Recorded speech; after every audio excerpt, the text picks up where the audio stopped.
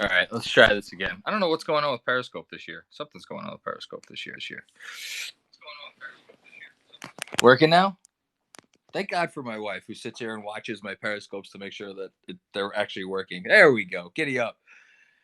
We had our first Macri jumps off the couch and does a little dance around the living room moment a minute ago with that RJ to OB alley-oop. That was fun. So, all right, let me toss a little cold water first before we just chug the Kool-Aid, which for me tonight is a nice Guinness draft in a bottle. This was against, the Cavs G League team, obviously, in the fourth quarter. These are not like professional basketball. Well, they're professional basketball players, but they're not good ones. So, we take it with a grain of salt. That said, I don't know how you don't get excited about what we just saw from a few different perspectives. Off the top of my head, Emmanuel quickly, Jonathan Wasserman just tweeted it out. He had 7 assists tonight. His career high at Kentucky was 5. And, it's just, I don't want to get off on too much of a tangent. I'll probably spend some time on it in a newsletter or podcast this week. But in the NBA today, you don't need to have true point guard. I actually did touch on this on the podcast. You don't need to have quote unquote point guard skills to play point guard. If there's enough ball movement on the floor elsewhere and you could do enough stuff and you could make a decent decision most of the time and you could, your passes are close enough. And most importantly, you can shoot it.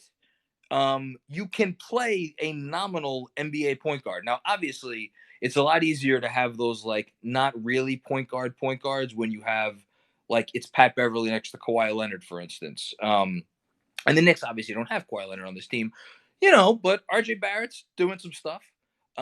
So he's our version right now, and he looks great.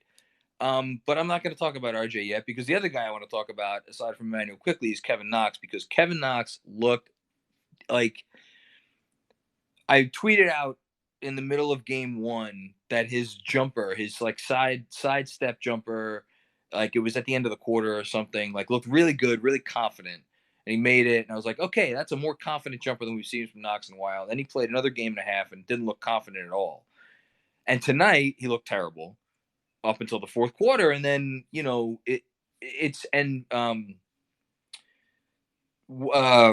God, it's been a long night. Breen mentioned Tibbs saying that it's the quality of Knox's shots, and I disagree with that. It's not the quality of Knox's shots because he misses open shots.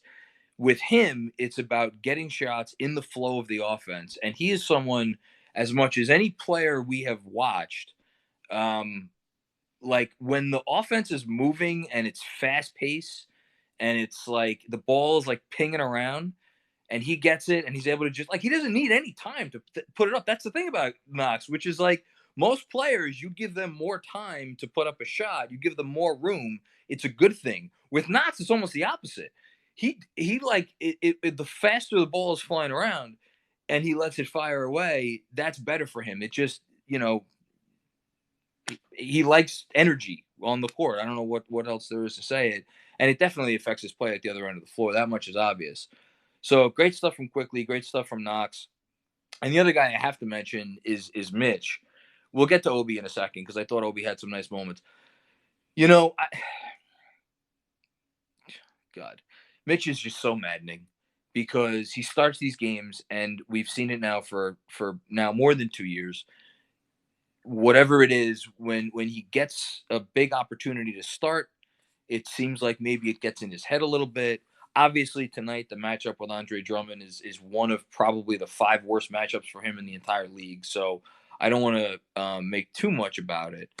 But you can't look at the guy that we saw in the fourth quarter in Mitch and what he's able to do on defense and say that dude is not worth continuing to try to figure out how to get the most out of him.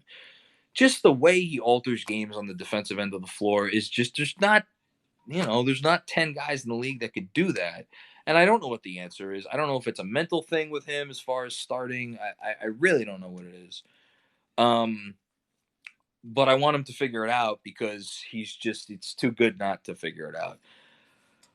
Obi, I thought was good. I mentioned on at halftime on a little Zoom that I did for the newsletter subscribers. He is someone that I think is going to benefit even more than RJ from increased spacing. He absolutely needs spacing, especially at this level. He needed spacing at fucking Dayton. So if he needed spacing at Dayton, he needs spacing in the NBA. And RJ, what can you say? I mean, he missed a couple shots, but he's been easily the brightest spot of the preseason. Okay. That's enough Kool-Aid for now. Gosh, I don't even know. Do I have to talk about the first 3.5 quarters? I really would rather not to. I'm not going to spend a lot of time on it because I have to start tomorrow's newsletter. I don't know where the answers are now because let's start with Randall, who was actually Randall had some nice moments tonight, and I'm sure I'll get people upset by saying that, but he did. And then he has some bad moments, but more than anything, they play a certain way when Randall is in the game, and it's slower. It's methodical is not the right word because methodical implies a positivity. But they don't play that way when he's in the game. They just don't.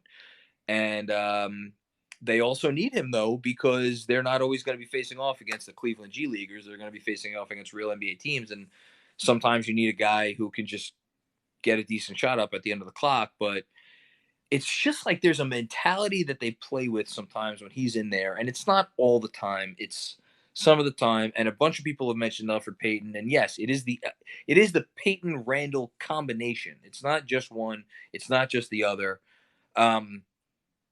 Payton's lack of shooting. They're not going to start Emmanuel quickly to start the season. Alfred Payton is going to be the starting point guard. I don't envy Tom Thibodeau because for as exciting and wonderful and joyous as everything we saw over the last 6 minutes of this game was, he has some really difficult decisions, and it's going to be a struggle to figure out how to work the lineups and the rotations on this team. The one thing I can say is I have just no earthly clue how he keeps quickly out of regular time. As look at my daughter, she's so excited about the Knicks that they won. She's woke up. Hey kiddo. Want to come say hi? No? Oh, that's a shame. You know what? She must have been watching highlights of Alfred Payton taking threes tonight. What else am I going to say? Dennis Smith Jr. I can't talk about Dennis Smith Jr.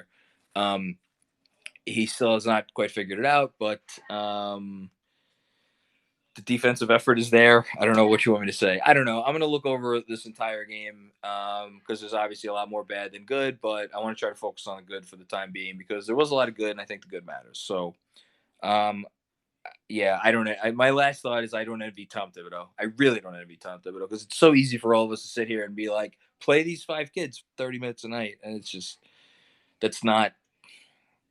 I don't know how you. Yeah, I don't know. I don't know. I don't have any answers, but thanks everybody for watching, and yeah, check out the newsletter tomorrow, which I'm going to sit down to write right now with lots of clips from the fourth quarter, I'm sure. But until then, see you after Friday night. Adios, guys.